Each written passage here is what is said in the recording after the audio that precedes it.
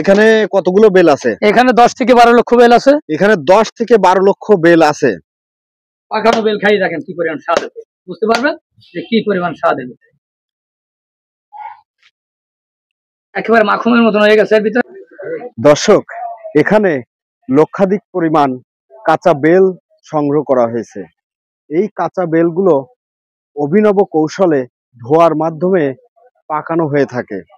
So আজকে আপনাদেরকে এই কাঁচা বেল কিভাবে পাকানো হয় এভরিথিংটা আপনাদেরকে দেখাবো। কন্টিনিউ আজকের এই ভিডিওটি, আপনারা আমার সঙ্গেই থাকবেন।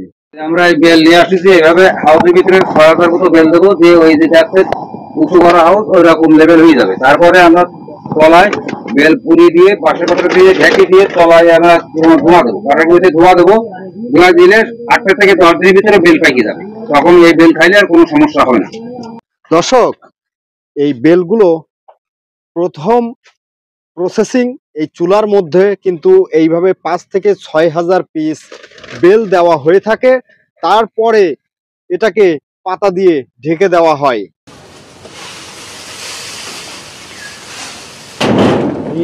আস্তে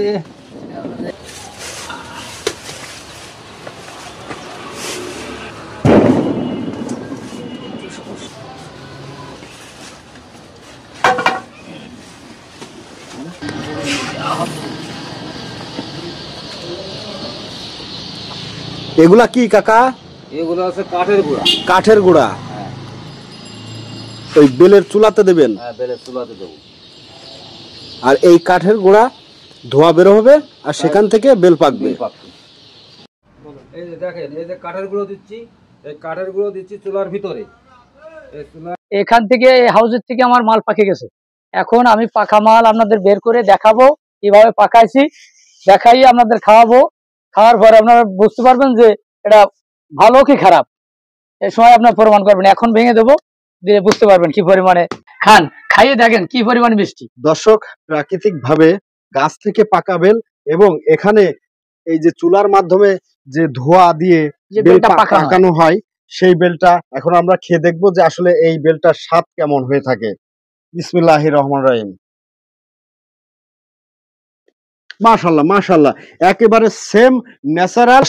ইতিপূর্বে যেটা বলছিলাম আর কি, যে এই বেলগুলো দেখছেন কেমন কালার চলে এসেছে, আর এই অভিনব কৌশলে এই বেলগুলোকে পাকানো হয়ে থাকে এই চুলার মাধ্যমে। সো আমাদের এই আঙ্কেল এই কাজটি করে থাকেন। আঙ্কেল, আপনি এখানে কিভাবে এই বেলগুলো আমরা কাঁচা ভেঙে এনে গাছ থেকে হাউসের ভিতরে দিয়ে পাকাই, তাপ দিয়ে কাঠের গুঁড়ো। আমাদের মেডিসিন হলো কাঠের গুঁড়ো, তাছাড়া কোনো মেডিসিন না। কোনো মেডিসিন না, এলো মানুষ মনে করে হয়তো মেডিসিন দিয়ে পাকায়, আমরা হলো কাঠের গুঁড়ো দিয়ে পাকাই। এটা স্পষ্টভাবে সবাই দেখতে পাবে, কোনো সমস্যা নেই। ধোঁয়ার মাধ্যম দিয়ে পাকায়, তাপ ধোঁয়া হলো তাপ, কোনো গন্ধ হবে না, কোনো কিচ্ছু হবে না, খুব সুন্দর স্বাদ। এভাবে আমরা সারা বাংলাদেশেই বিক্রি করি, আমাদের বিদেশ পর্যন্ত যায় এটা।